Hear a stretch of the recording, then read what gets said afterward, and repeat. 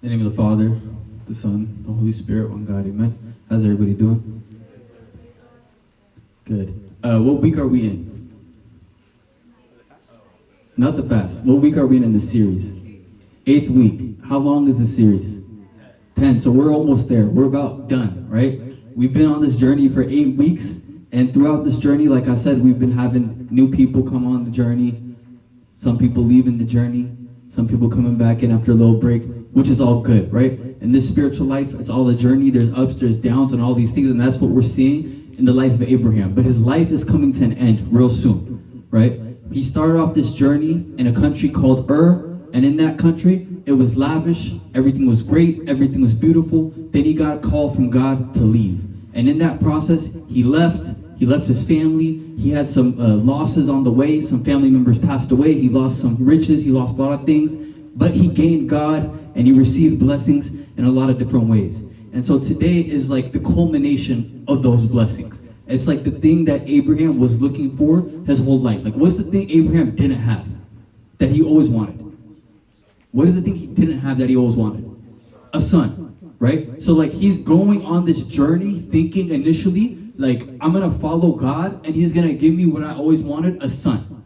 But on this journey, Christ is giving him a lot of different trials, a lot of different things, not to like, to see if he passes or fails. God knows if you're going to pass or fail. He doesn't need to like put you through something for him to find out. Why does he give you tests? Why does God test you? Why do you go through trials? Is it for God to learn something about you? It's for you to learn about yourself. God puts you tests, trials, so you can say, okay, I'm lacking here. Okay, I'm struggling here. Okay, I need God to help me in this area, right? And so Abraham's going through all these phases in his life, and we saw a lot of the things he did, right? He lied. He told the Pharaoh that this wife of mine, she's actually not my wife. She's my sister. We talked about what that meant. He slept with somebody else and had a baby with her. That's kind of crazy, right? Like these are things that we see like on the, I don't know, what's it called? What are those things on Instagram? Shade Room, whatever? What was that? Yeah, that like Real Housewives. This is some real like baby mama drama stuff. Like it's real serious, right? He slept with somebody else's, not somebody else's wife, but some other woman when he's married. Now, although Sarah told him to do it, he still shouldn't have done it. And he did it. And we're seeing like throughout this journey, he's not a perfect guy, right? He's not a perfect guy. But God says he's my friend. What's the title of the series? A friend of God. And a lot of times we have this mentality to become good with God, to become tight with God, you got to be this perfect person. But we look at perfect and perfection based off how we look on the outside. We all have this image of perfection, right? We think about somebody that goes to church. We think about somebody that fasts. We think about somebody that gives to the poor. We think about all of these things. But God actually, he doesn't look at those things. Like he respects and honors those things. But he looks at what's on the inside of somebody, right? Like if you met Abraham on the streets, right? And you find out that, you know, he lied and said that his wife was actually his sister. And you find out that he slept with somebody else and got her pregnant. What are you going to say about him? This person's like a mess up. Like this guy's, something's off with this guy. But God said, no, that's my friend. Same thing with like David, right? David made a lot of mess ups. He got somebody killed. He put a hit out on somebody. Like that's insane. But God said, that man's after my heart. Why? It's about the inside. It's about the inside of your heart. That's what God looks at. And so Abraham, this journey started about 30 years ago. And now we fast forward throughout 8 weeks, about 30 years. We've covered 30 years. And now he's about to have a child. I'm going to read the beginning of it. Where's my clicker?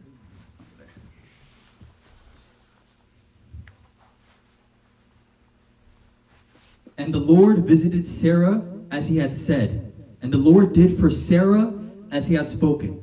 For Sarah conceived and bore Abraham a son in his old age, at the set time of which God had spoken to him. And Abraham called the name of his son who was born to him, whom Sarah bore to him, Isaac. Then Abraham circumcised his son Isaac when he was 8 days old, as God commanded him. Now Abraham was 100 years old when his son Isaac was born to him. And Sarah said, God has made me laugh, and all who hear will laugh with me. She also said, who would have said to Abraham that Sarah would nurse children? For I have borne him a son in his old age. What do you notice in the theme here? Whose name is brought up the most in this paragraph right here? Whose story are we following? But we see that the writer here, Moses, he's focusing on Sarah. to show that Sarah is a very key part in Abraham's blessing. Right? Abraham did a lot of the work, and we're going to talk about that in a second. But Sarah, his honorable wife, made it possible for him. Right? Like, think about it. Like, we see David, right? He got married to this girl named, don't quote me on this, I'm not going to say anything, but he got married. And when they were bringing the Ark of the Covenant into Jerusalem, everybody was like celebrating. And he took off like his kingly garment, he took off his crown, and he was like celebrating, and like he just like was like with one of the people. Usually kings, they like look over the balcony and they're like too cool to be with everybody else. He was like celebrating with everybody else. And his wife at the time was like, bro, like act like a king. Like, why are you with the peasants? Like, why are you not acting like a king? Right? But he didn't care for that honor. He didn't care for that honor. And so Abraham, with Sarah is glorifying like him being a man of God. Whereas David's wife didn't understand it. When we look up to Abraham and Sarah, like we focus on Abraham, but Sarah is equally as a man or a friend of God as Abraham is. She made all of this possible. We're going to talk more about it in a second. But like I said, the journey started about 30 years ago. And I'm praying, if you take anything from this series at all, is that you can relate to the people in the Bible. That's just like my prayer and my hope. Like the Bible is written for you. It's not written for the person next to you or somebody else. It's written for you. And it's about you. The names are just switched out, but it's about you. When you read the Bible, you put your name there, you put yourself in their positions, you say, how would I have acted in this situation? Would I have done what Abraham did, or would I have folded? Would I have continued in faith, or would I have gave up? Right? So I'm hoping this journey, this story is relatable. Like Abraham, he starts his journey with an encounter with God. That's how all of us start our journey. You've had an encounter with God. That's why you're here today. You had an encounter with God. Abraham had an encounter with God, and that started everything. Now, when you first had your encounter with God, how do you feel? You feel amazing. You feel on top of the world. Abraham had an encounter with God. He's like, I'm about to leave my family. I'm going to leave my country. God just talked to me. I'm on a high. And we talked about spiritual highs last week. But that's how a lot of us are. When you have that first encounter with Christ, we feel that, like, you hear a good sermon, or you go to church and you feel like, something inside you is like you're getting emotional, all these kind of things. You have this encounter with God and you want to give up everything. You want to change everything. That's how Abraham started. He had this honeymoon phase. And throughout that honeymoon phase, at a point it came to an end, right? Everything was great and dandy when he wanted to leave everything, but then there was a famine. And then he had to go to Egypt, right? He had a famine. When he had that famine, he could have said, this is too crazy. This is too much. This journey with God is too much. I'm about to go back to my homeland. But he continued with it. Now, this is where our relatability ends. We can relate with our spiritual highs. But a lot of us struggle with when that spiritual high is tested. That's where we kind of differ from Abraham. That's where we have to listen and learn from Abraham. The honeymoon phase, as I said last week, it doesn't last forever. And let me tell you the truth. God doesn't want it to last forever. God does not want you to have a honeymoon phase with him forever. Why? Because it's not real. It's emotional. Like, when you first, you get in a relationship or there's somebody you really like, it's like you're really emotional, you're really into it. Like, imagine if you get married and the peak of your marriage is your honeymoon. Is that a good marriage? If the best part of your marriage was your honeymoon, is that a good marriage? That's a sad marriage. What makes your marriage beautiful? What makes your marriage, people look up to your marriage? What makes us look up at Abraham and Sarah and look at them as an example? Is that throughout their journey, they were tested, they were tried, they never folded, they just went through it with God. And that made their relationship with God much stronger. God doesn't want you to go through a honeymoon phase forever. Because it's all based off of emotions. It's not a real relationship based off who God is. It's just based off how you feel. And your feelings fluctuate. One time, eventually, your feelings are going to get tested. And you're going to find out really, where is my heart? Am I in love with God? Or am I in love with the thing God can do for me? There's a difference. There's a difference between being in love with God and who he is, and being in love with what he can do for you. Most of us are the opposite. We talked about this a couple weeks ago. There's the gift giver who's God, and there's the gifts that he gives. We want the gifts. We love God for the gifts, not because of who he is. We love God because we think he can give us a promotion, he can get us a job, he can get us a wife, he can get us a husband, he can get us a raise, all these kind of things. That's why. But Abraham, That's how he started his journey, thinking he's going to get a son. But eventually he's like, you know what? This experience I have with Christ is much better than anything else I imagined. That's how he was able to keep going. If you're looking at God and your relationship with him based off of gifts and what he could do for you, when a trial hits you, that honeymoon phase is going to end and you're going to walk away. And you're going to walk away. The honeymoon phase doesn't last forever. Like I said, Abraham made a lot of mistakes, but that made his faith stronger and stronger and stronger. But throughout that journey, the things that he gave up or he thought he gave up, he ended up going back to. Like what? What was the thing he kept going back to? What is the thing that we thought he gave up years ago, but he went back to it? I don't know what y'all are saying. Lying, right? He thought he gave it up, but he went back to lying. In your journey, you're going to go back to certain sins. And you're going to fool yourself into thinking your past life was better. I can testify to this. When I first got into the church, I enjoyed that feeling. I had a honeymoon phase. But there was parts of me that was tested. Where I was like, wow, I'm doing this by myself. All my friends are out. All my friends are doing this. I want to go back to my old life. I want to go back to the old things. I'm missing out. Have y'all heard of the, what's it called, the 80-20 rule? Have you guys heard of that? It's it's a toxic kind of relationship mindset, right? And it's if you're in a relationship with somebody, you see nobody's ever perfect, but when you're in a relationship with somebody, they have let's say 80% of what you're looking for.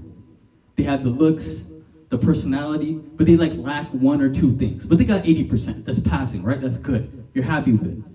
But then you see another girl or another guy who has 20% of what your current boyfriend or girlfriend doesn't have, and you're enticed by that 20%.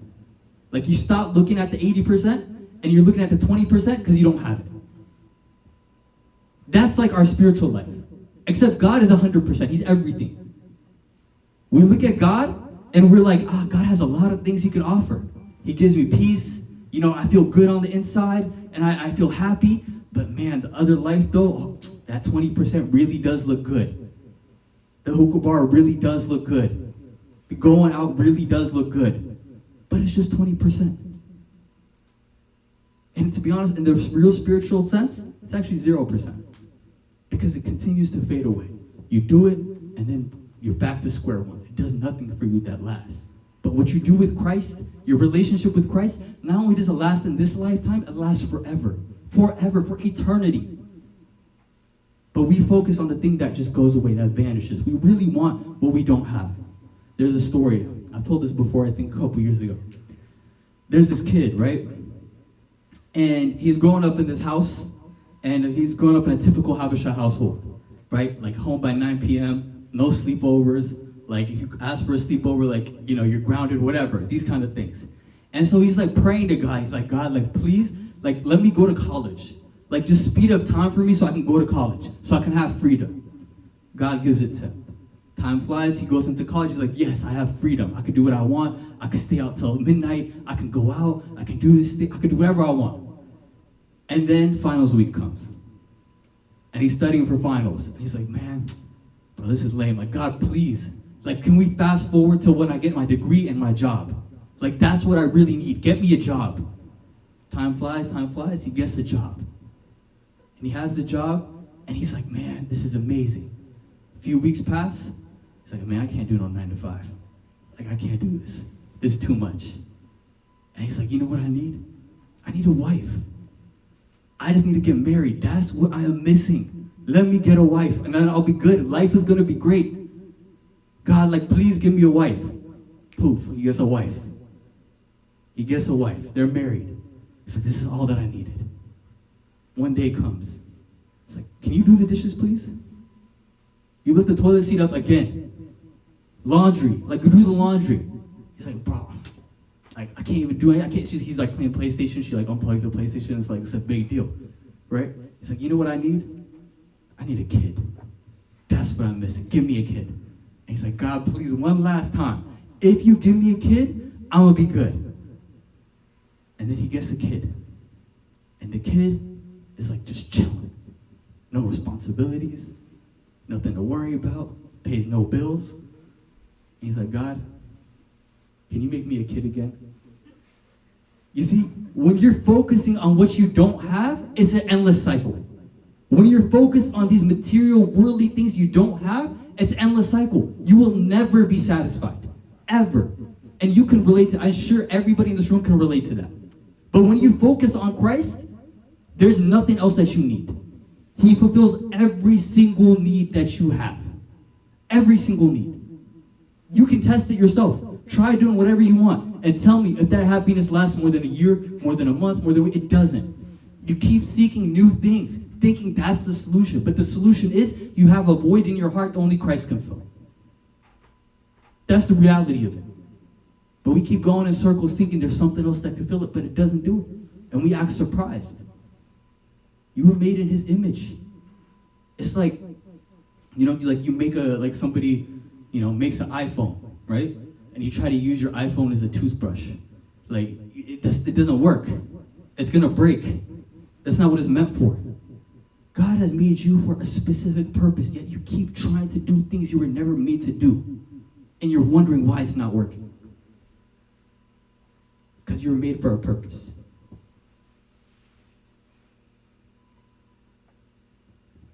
So like I said, the Lord visited Sarah. Did he visit Sarah before? He visited Abraham and then talked to Sarah after, right? But he visited Abraham. But I just love this, that Sarah is getting her time to shine. God appeared to her and said, you're gonna have this child. And he keeps saying her name.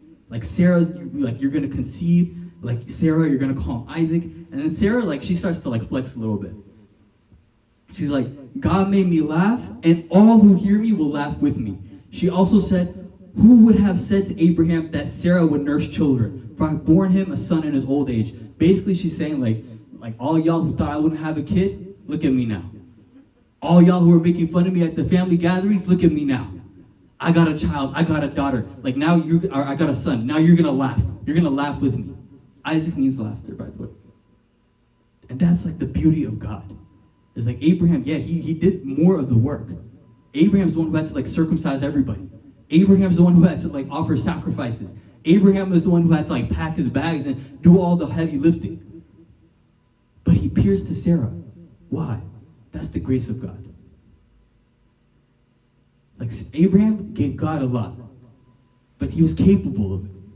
Sarah gave God less, but she gave what she was capable of. And God blessed that. A lot of the times you think you compare yourself to somebody else and you think you gotta be up here because somebody else looks to be up there. God is just looking for what you can do best. You. Not what anybody else can do. He wants your effort, your heart. And he'll pour into your life abundantly. That's the grace of God. Proverbs 18, verse 20. I don't have it up there, sorry. He who finds a wife finds a good thing and obtains favor from the Lord. He who finds a wife finds a good thing and obtains favor from the Lord. All you guys, by the end of today, y'all better have somebody. This is the verse. This is God speaking to you. He who finds a wife finds a good thing and obtains favor from the Lord. This is literally what's happening in Abraham's life. He found a woman of God, a woman who's not going to leave him even though he's crazy. He's doing all these crazy things that we would think is crazy. He's going door to door circumcising people. It's crazy. But she's like, I'm with him. And that man obtains favor from the Lord. A lot of the times we look at relationships as trivial things and marriages as trivial things. It's I'll get married one day, whatever. The question of, do you want to get closer to God? And do you want to get married? Are the same question. It's literally an avenue for you to get closer to God. It's a sacrament of the church. How do you get closer to God? We always say communion and confession. We act like marriage is not a sacrament. It's a part of the journey of getting closer to Christ. Because you have somebody that points out your flaws that God has been trying to point out for years, but you wouldn't listen. But now you get to correct it. And vice versa. You get to be perfected. That's why he says it's not good for man to be alone. Let us make him a helper comparable to him. That's my spiel, everybody. I'm only saying this because I got married recently. I have a question for you guys. Does God bless us because we don't sin? Does God bless us because we don't sin? Okay, so I'm here to see some no's. So if we do sin, will God bless us? If we do sin, will God bless us? What does sin mean? Missing the mark, right? Who's the mark? So you miss God, but God will still bless you? I'm going to ask you all again. Does God bless you because you don't sin? The thing is, God is not transactional. But we like to look at it like he is. Because guess why? Because we're all transactional with each other. Our love has grown cold. Our love is so transactional with one another, we look at God in that same light. God, if I do this, I expect a blessing. But that's not how God works. God's blessings, it's like it's there for everybody. All he wants to do is give. You can reject the blessing, though. You can reject the blessing. I'll give you an analogy. It's like the sun, right? The sun's out. And actually, it's a Bible verse too. The sun rises on the wicked and the righteous. Like the sun, imagine that to be like God's blessings, God's grace. To experience that, you have to step out the shade. You got to get out the house. If you don't get out the house, you're not going to experience it. Is that because God is not having his sun out for you? No. Is that because God's not trying to bless you? No. It's because you're stuck in that house, you're stuck in the shade. That's the way God's blessings work. It's there, but you have to be willing to receive it. Meaning, God does bless you regardless of what you do, but it requires a heart that can see it as a blessing. A heart that will accept it as a blessing. For somebody who's never been in the sun, they'll step out and be like, it's too hot. It's too bright. I don't want to do this. When you start to live a life with God and you're trying to get a blessing, it's not going to come in the way you expect.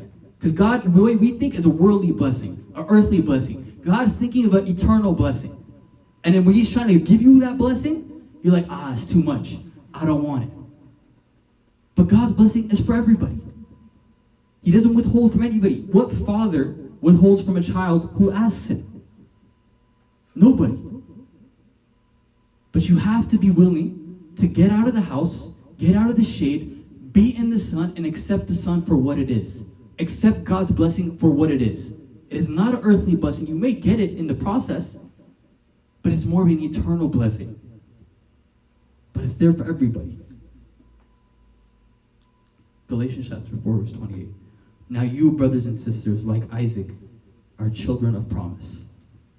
Now this is like, we read about Isaac and we're like, whoa, this is crazy.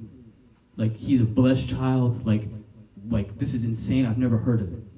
St. Paul is saying, you are a child of promise just like Isaac. You're a child of Christ. You're a child of promise. Christ has made many promises to you throughout your life, throughout the scriptures. He promises to never leave you. He promises to always be there. He promises to forgive you of your sins. But you know what the true promise is, like the promise of all promises?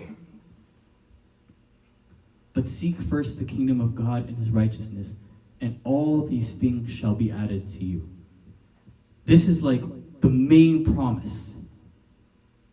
We like to think, okay, like if I seek God, then I will get this thing or this thing. God is saying, if you seek me, I will give you everything. But it's, you see, like the pretext behind it. You have to seek the kingdom of God and his righteousness. Meaning, you're not seeking what he can give you. It's like what I said earlier. You're seeking the gift giver, not the gift. If you seek the gift giver, he will add everything to you. Like, you think like God who has everything, you think he's like picky with who he gives it to? By his nature, he wants to give abundantly. He's love. And he's promising you, I will add everything to you if you seek me. Not for what I can do to you, not for what I can do for you, but because you crave a relationship with me. And this is just so practical. It's like, what father would want to cooperate with his son if his son just wants him because he's rich? If his son just comes home once a month, Dad, give me your money. Like, what kind of relationship is that? But that's the thing we act like with God. We look at him as a rich father. Dad, it's time, give me some money. What kind of relationship is that? When you seek him, everything will be added to you.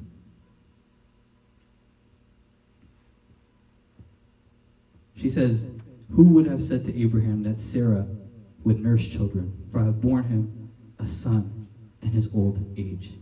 It took him 30 years for this to happen.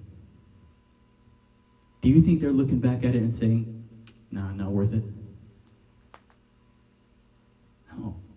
It was completely worth it. The journey made it completely worth it. God's promises are perfect, meaning it lacks nothing. Like, if they had a child earlier, it could never be a child like Isaac. They had a child, it's Ishmael. Ishmael is nothing like Isaac. But because they waited, they got a child that nobody's ever seen before in her old age, that everybody would remember. When we talk about Abraham, we talk about Isaac. Generations remember this. We remember Abraham's story. That's a perfect promise. Like Elizabeth and Zacharias. Do you guys know who they are? They're like the New Testament Abraham and Sarah. What's his face? Zacharias? What's his face? Forgive me, Zacharias. Zacharias is a priest. He's a priest. Elizabeth is his wife. They couldn't have kids. They were old, just like Abraham and Sarah. And they've been begging God for a kid for years. But God, in his time, in his perfect time, gave him John the Baptist. If he gave him a son before when they were younger, that kid never have grown up to be John the Baptist. That's what it means to have a perfect promise. Who is John the Baptist? John the Baptist is the one Christ himself said, nobody who's been born of a woman is greater than John the Baptist. They never would have had a child like that if they went on and had it earlier with somebody else or whatever like Abraham did. That's how perfect God's promise is. When you go by your own flesh, by your own will, and try to do certain things, you'll get instant gratification. I'm not even gonna lie to you. When you try to handle things and finesse through it and God, I got this, you'll feel instant gratification. But it's gonna fade away and it'll never be like Isaac. It'll never be like John the Baptist. It will never be as great as what God had for you. It will never be that great.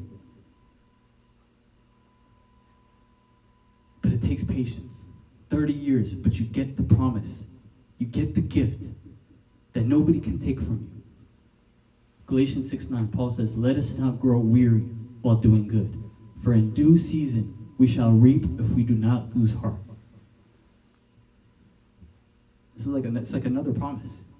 Don't grow weary. When you're waiting 30 years, Abraham and Sarah, they didn't grow weary. They kept going. Zacharias and Elizabeth, they didn't grow weary. They kept going. And then what happened? In due season, they reaped what they sowed. How did they do it? How did they do it? I've been saying it all day. By focusing on the gift giver and not the gift. You're going to burn yourself out if you're just looking at what God can give you. You're not going to last 30 years. No chance. Forget about it. You'll last a month, a year, maybe. But eventually life's just going to get too hard and you'll be like, forget this God stuff. But they were able to keep going because they focused on the gift giver. Don't give up. And like I said, you need to understand, God's not in a hurry. God has this perfect plan. And that plan, the reason why we don't want to wait, is we think that plan just has to do with us. God is never doing anything in your life just for you. Sorry to break it to you. God, whatever he does in your life, it's because he's doing it for you to bless others with it. If it's your job, it's to be a light to others at work. If it's your relationship and your marriage, it's to be a light to others who are struggling in their marriage, contemplating divorce. It's never just for you to get what you want. It's for you to do blessed things with it. God is a communal God. It's not just about you. He waited, like I said, he waited till Abraham was ready to do this. And guess who he was thinking about when he was doing this for Abraham? Like I said, it wasn't just for Abraham. It was for all of us. God sees time all like at once. Like what he's like Abraham and Isaac and that whole story and us today, that's all happening at the same time before God. He was thinking of us as Abraham was going through this.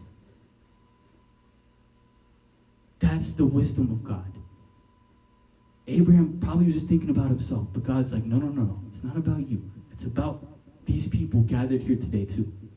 It's about you gathered here today too. God was thinking about you thousands of years ago while Abraham and Sarah were going through this. That's the wisdom of God. One of my favorite verses in the Bible. He has made everything beautiful in its time. He has made everything beautiful in its time. And then it connects with this. And we know that all things work together for good to those who love God, to those who are called according to his purpose. This is one of my favorite verses, but it's also very misunderstood. Repeat after me. Let's all read it together. And we know that all things work together for good. That was terrible. Let's do it again. And we know that all things work together for good. To those who love God. To those who are called according to his purpose. And we know that, I'm going to repeat it again. And we know that all things work together for good. The key word here is all things. It doesn't mean everything. That's how we operate. I do one thing, I expect a blessing. God puts everything together like a puzzle, and at the end, it's perfect. Like Abraham's life. God is like, I have something perfect at the end of this. All these things, when you put together, it's perfect. Yeah, it may suck in the moment. In the moment, it may be tough to leave your family. In the moment, it may be tough when your father dies. In the moment, it may be tough when your brother dies. It may be tough when you have to be in exile and famine. But after this, when everything's put together, you're going to look back, Abraham, and say, wow. That is how we must understand our spiritual struggles. In the moment, it's terrible. I get it. But think 10 years down the line, 20 years down the line, you're going to step back and say, wow. Like, even forget that. Think about the last time you were struggling and God brought you out of it. And you were like, wow, that's insane. That's how God works. He puts everything together. Everything in your life has a purpose. Everything you go through has a purpose. God is painting this beautiful picture, and it's perfect. For we know all things work together for good to those who love God, to those who are called according to his purpose.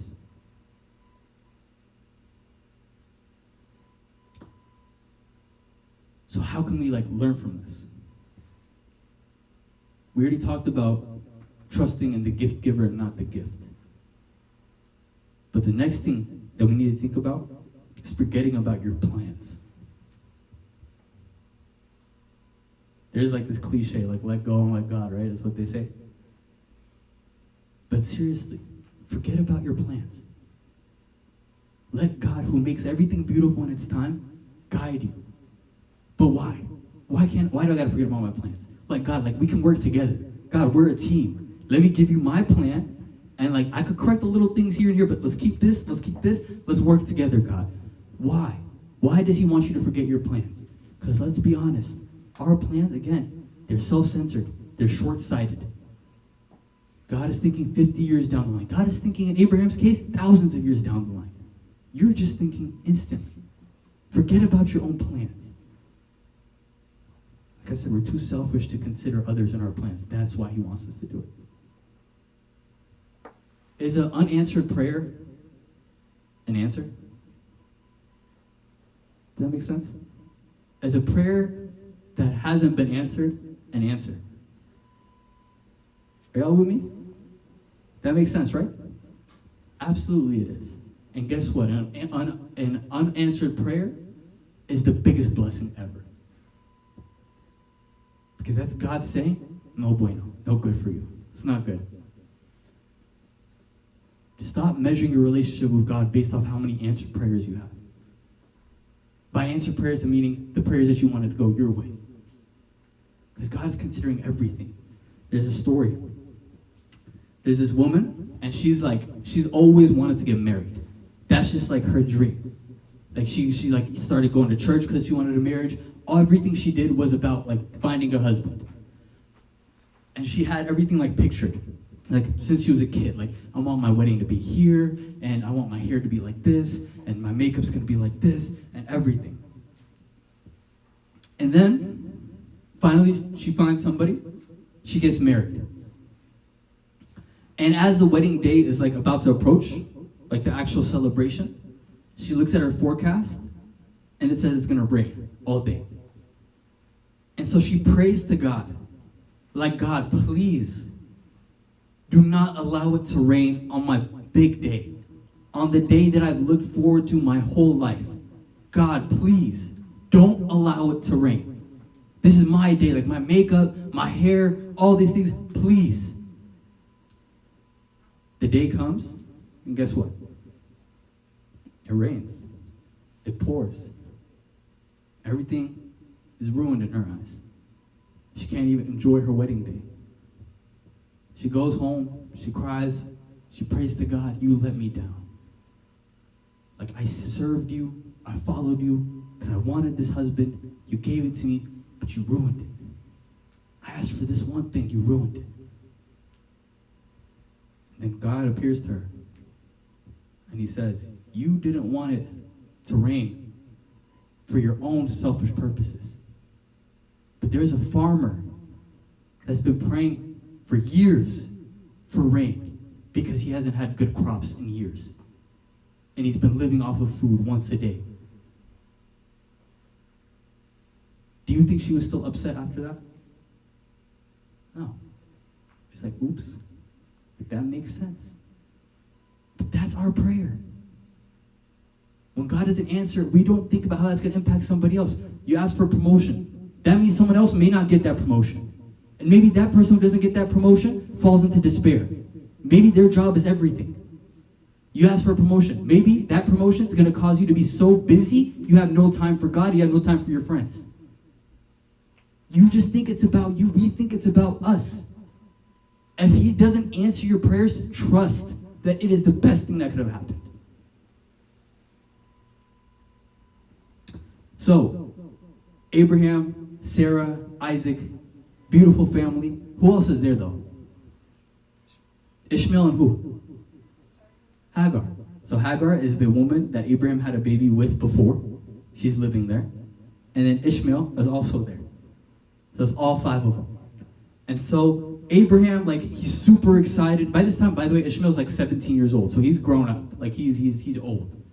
But at this time, now Isaac, like, they like circumcised him, and like he's now eating like solid foods. And back in Jewish culture, or back in then, like they celebrate, like they do a huge celebration when people start eating solid foods, because it wasn't promised that you would live back then. Like health and all that stuff wasn't good. And so anytime you could start eating solid foods, they're like, like he's good, like he's gonna survive, he's safe. And so they did a huge celebration for Isaac. Huge celebration. And Ishmael scoffs. Ishmael gets jealous. Ishmael gets upset. And you know what Sarah does? Come here, Abraham. That girl, get her out of here. Kick her out. Take her, his son, get out of here. Abraham, he's raised Ishmael 17 years. Like, he's planning for Ishmael, like, he's like, I'm about to be like a grandfather, and like Ishmael's about to get married, and I'm gonna find him a wife. And he really loves Ishmael, by the way. Like, think about it. He's raised him for 17 years. Like, they go hunting together. He's taught him everything. He's treating him as if he's his own son, like his real son. And Sarah is saying, I don't want to see him anymore. How do you think Abraham felt? He said this was very displeasing to him. Meaning, like, they had a huge fight. They had a huge argument. Think about it. Like, he raised his kid. That's his son. But then Christ says this to him. Do not let it be displeasing in your sight because of the lad or because of the bondwoman. Whatever Sarah had said to you, listen to her voice, for in Isaac your seed shall be called. Yes, I will also make a nation of the son of the bondwoman, because he is your seed. Whose fault is this all to begin with? Abraham. You know what question ticks me off? Why is there starving, people in the world who are starving? How could a loving God allow people to starve? That really ticks me off. Why? God told us to give to the poor. There's enough food in the world to feed everybody. There's enough resources. The reason why there's people starving is because of us. Because we're greedy, we don't give, we hog money, we have excess, and we dare to say, God, this is your fault, there's people starving. When we have all this food we choose from, we have all these clothes we choose from, we're like, God, it's your fault. This is Abraham's fault. Yes, it's really unfortunate that Hagar and Ishmael have to leave, but it's Abraham's fault. He's the one who chose to sleep with her. He never asked God, and this is his fault. Sometimes, when you sin, God forgives you. Every time, not sometimes. Every time, God forgives you. But don't get that twisted with the consequences after. God can forgive you, but that doesn't mean you won't have consequences. If I cheat, not me, if somebody else cheats on their wife, if somebody else cheats on their wife, not me, I think she's down there, I'm sorry. Where was I going with it? If somebody else cheats on their wife, they can ask for forgiveness, right? And maybe if they're lucky, if the wife is extremely patient and says, I forgive you, that doesn't mean the consequences go away. There's still trust issues. There's still arguments. There's still stress. It's damaged. When we sin, God forgives you. But there may be consequences that are due because of you. Think of sin like this. You fall and you scrape your knee. You're bleeding. And you go to your dad, you're like, Dad, can you fix it? Put a Band-Aid, heal it. Your dad does it. What happens after it heals? There's a scar. Every sin leaves a scar. Every sin damages a part of you. It does. Between you and God, you're good. Don't worry. But that doesn't mean the scar goes away. That doesn't mean the consequences go away. And so Abraham, he's forgiven for what he did with Hagar and all these things, but these things are the consequences. God's not just going to take everything away and make everything disappear. No, we have consequences that we did with our own free will, and this is what happens.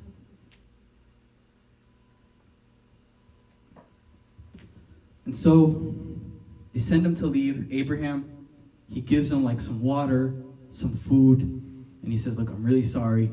And they say their goodbyes, and they have to leave. I want to talk about the symbolisms between these two sons. The symbolisms of Ishmael, the symbolism of Isaac.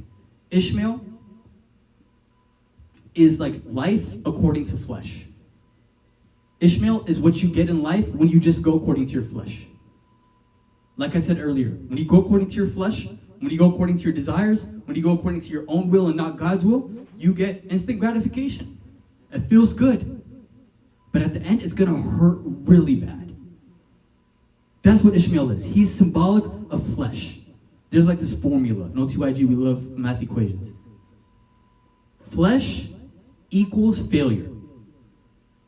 Repeat after me. Flesh equals failure. Every time. Not because God is you went according to your flesh, I'm going to punish you. It's just a natural reality of life in this world. You've tested it in your own life. You seek to please your flesh, and it wasn't there. It felt good, but something was missing. This isn't God just saying, I'm going to punish you because you went. No. It's just how life is. Flesh equals failure every single time. And the thing is, you're not going to learn this from me teaching you, unfortunately. You're going to learn this through experience. It's not one of those things that are teachable. Okay, flesh equals failure, therefore I'm never going to go according to my flesh. That's not how it works. There's spiritual warfare and all these things. But through experience, you're going to recognize, wow, this is just not it.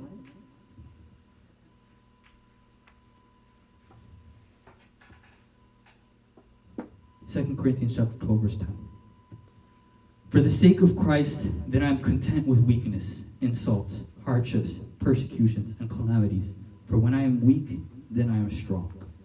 When you focus on your flesh, you think of these things as weaknesses. Insults, I don't want no insults. No one's going to insult me. I'm not going for that. Hardships, terrible. I don't want hardships. Persecutions, I don't want it. I don't want it. Calamities, I don't want it. But Paul is saying, for the sake of Christ, I'm content with these. When I am weak, then I am strong. He's telling you, when these things of the flesh happen, weakness, hardships, persecutions, all they can do is attack your flesh. But it can't touch your spirit. Your flesh is temporary. Your spirit is eternal. When I am weak, then I am strong. When you focus on your flesh, you see these things as failures. But when you go through these things, you experience Christ in his fullness. This is what Christ said himself. I'm close to the brokenhearted. I'm close to the poor.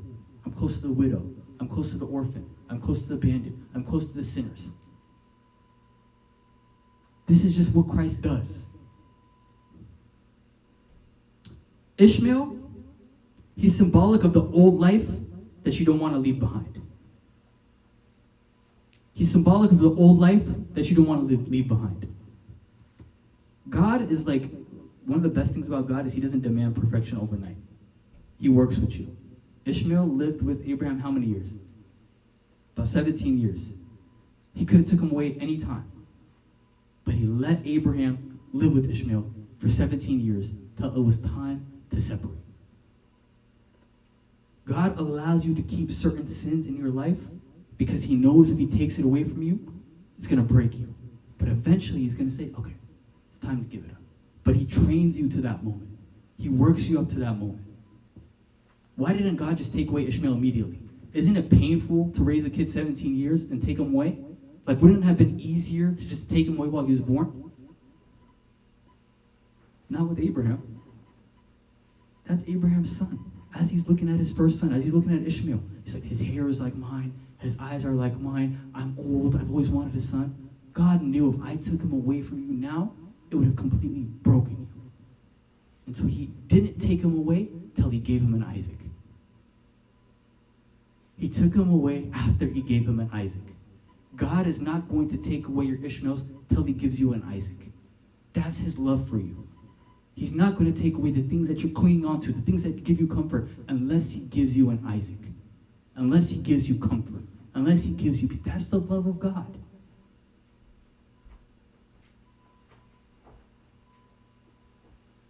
There's so many different themes throughout this series, right?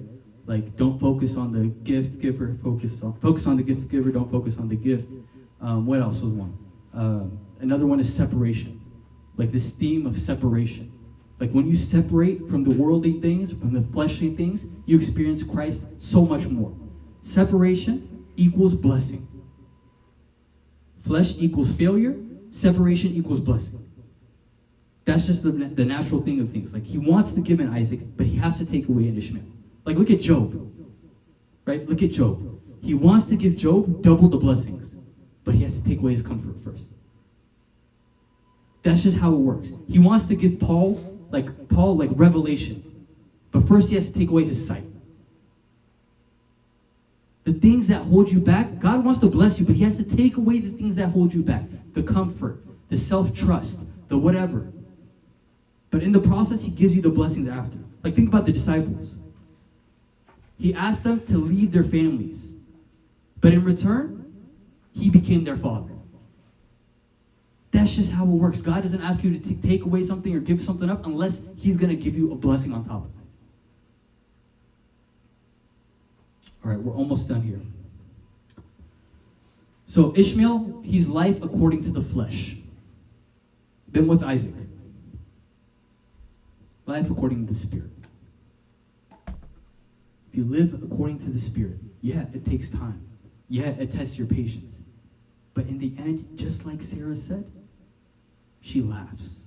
She had the last laugh. Everybody laughed at her. You can't have kids, you're cursed. She had the last laugh, and now we all look at her. That's how the life of the Spirit goes. You go according to the Spirit, everybody laughs at you. Everybody calls you names. Everybody does these things. You're a fool. You're a square, whatever. But at the end, you have the last laugh. Because the Lord blesses you abundantly.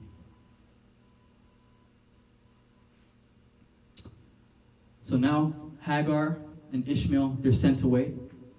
And they're in this journey, right? They're walking away. They don't know where they're going. The sun is really hot. And they just ran out of water.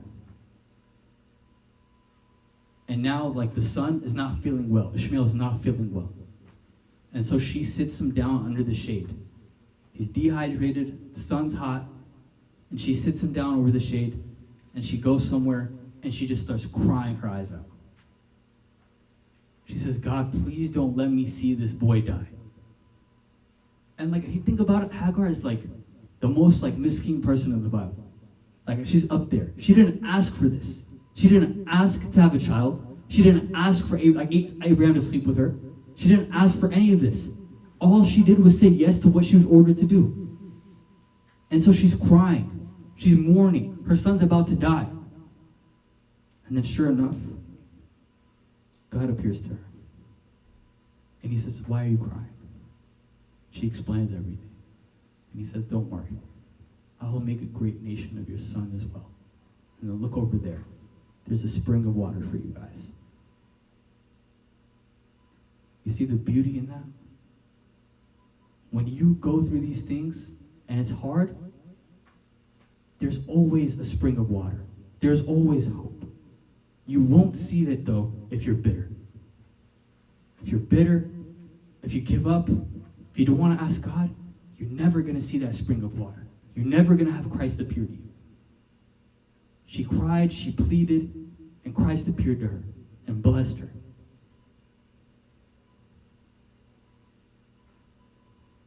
So I have a question to you guys. Would you rather have Isaac or Ishmael? No. Somebody said Isaac. Really think about it. Isaac's a newborn baby. He poops, he pees, he vomits. Ishmael, he's about to get married, right? You spent 17 years with him. Who would you rather have?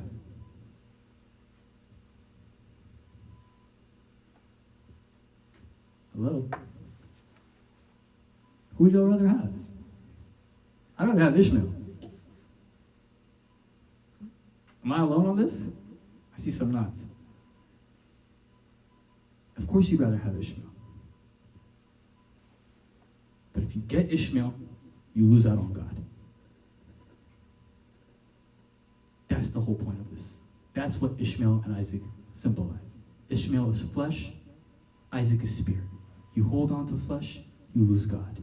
You hold on to spirit, you gain God.